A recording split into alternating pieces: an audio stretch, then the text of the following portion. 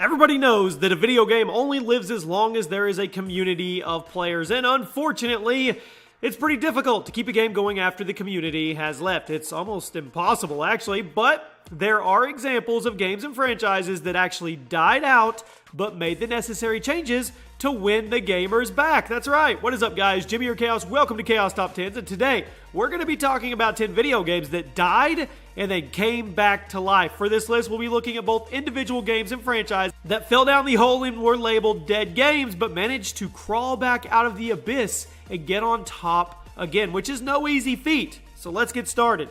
This month's giveaway is for a new PlayStation 4 console. All you have to do to enter is drop a like on this video, be subscribed to the channel, and turn on your notifications so you never miss an upload. And in the comment section, let me know why you want to win the PS4 and include your Twitter handle so I can contact you if you're the winner. The winner will be announced at the end of the month. At number 10, and I don't think we've ever talked in a positive light about this game, but we're going to a little bit here, kind of. Star Wars Battlefront 2 2017. Kicking off this list is the game that definitely got off on the wrong foot. Now, this reboot was released. It was met with insane backlash due to the aggressive microtransaction system and the pay-to-win mechanics in place of an actual progression system. Following the insane backlash, EA and DICE frequently updated the game with free expansions and a complete rework of the progression system. Now, many people are still very upset with the fact that EA tried to do it in the first place, and that's a totally legitimate grievance to have, but the changes have won a lot of players. They've won them over, and they've come back. Today, Battlefront 2's numbers are up with an active community of players. And if you haven't played Battlefront 2 in a while, you should give it a try, especially if you played it on launch day and you just gave it up, threw it away, burned it, sold it, whatever. You should definitely go give it a try now. It's not as intrusive, not as aggressive, and you may actually enjoy yourself. At number 9, Halo 5. This is another game that really disappointed players upon release, and it was for a lot of the same reasons that Battlefront 2 did. Halo 5 launched with a very lackluster campaign, hardly any multiplayer content or variety, and a very heavy reliance on, yes, microtransactions. However, as the game moved along and progressed in its life cycle and became one of the main parts of Microsoft's X Game Pass, the population started to increase slowly but surely, and it's now one of the most played games on Xbox One. Halo 5 is a good example of how frequent free updates can keep people coming back to your game, although I do think that it's a little lame that much of the content added to Halo 5 after launch was really just stuff that was likely cut from the core game to add as DLC, but I guess better late than never.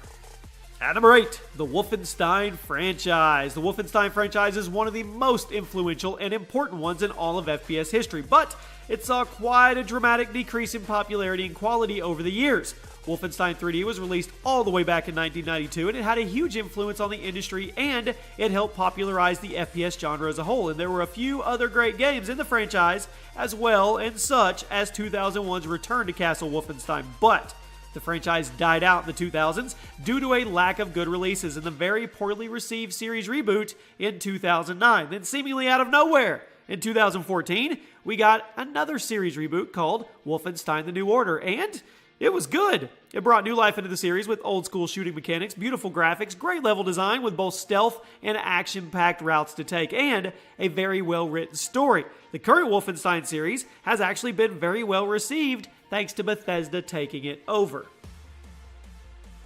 At number 7, Destiny. Destiny 2 was a pretty big flop in terms of satisfying the player base and not screwing over consumers, but the first Destiny wasn't exactly in a great place after the first year either. A lot of people tend to forget this.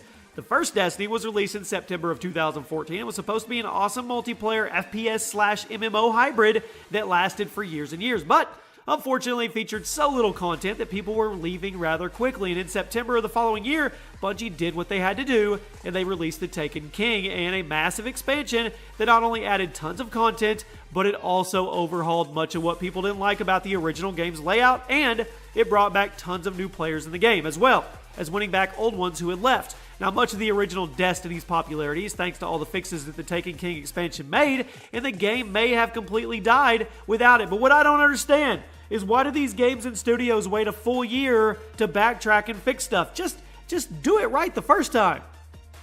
At number 6, the God of War franchise. Now, the God of War series definitely has had some struggles along the way, despite it being one of gaming's finest. The first God of War game was a hack and slash released for the PS2 in 2005 to critical acclaim. Then we got God of War 2 and 3 for the PS2 and PS3 respectively.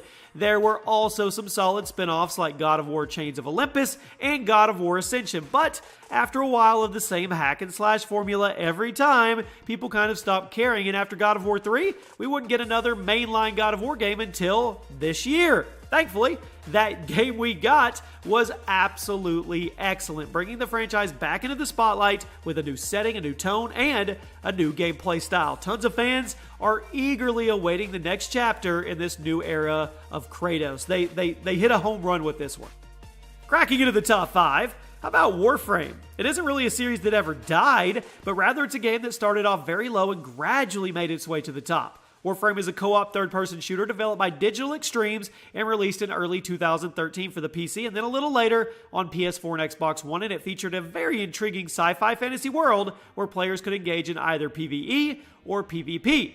The game launched with a decent following, but as a looter shooter genre, it didn't have a lot. There was Destiny, The Division, and then, slowly but surely, Warframe started to grow, as it was seen by many as the best shooter around thanks to the fact that it was free to play and had the most consumer-friendly business model out there. Today, Warframe is one of the most popular multiplayer games in the world and routinely holds a 10 spot on the most played games on Steam.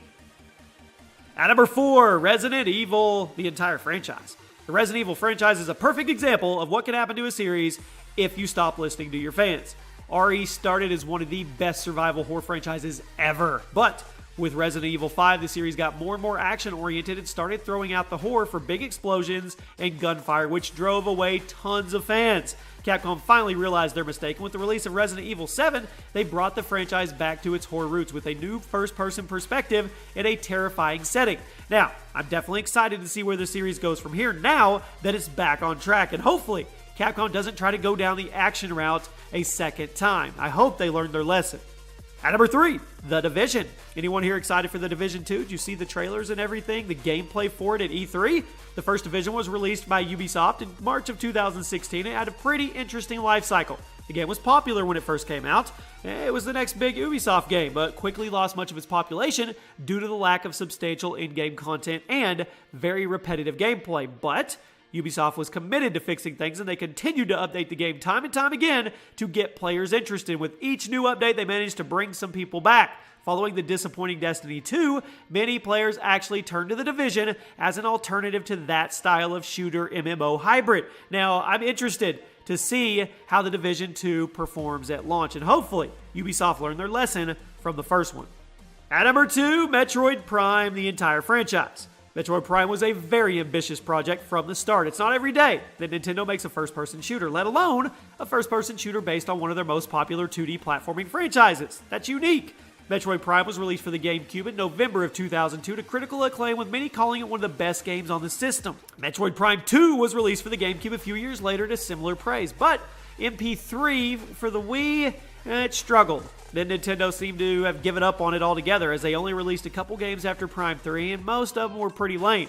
But at the last E3, we got confirmation that Metroid Prime 4 was on its way for the Switch, and people are already losing their minds over it. So even though a new Metroid Prime game isn't out yet, Nintendo has already managed to revive the series on hype alone.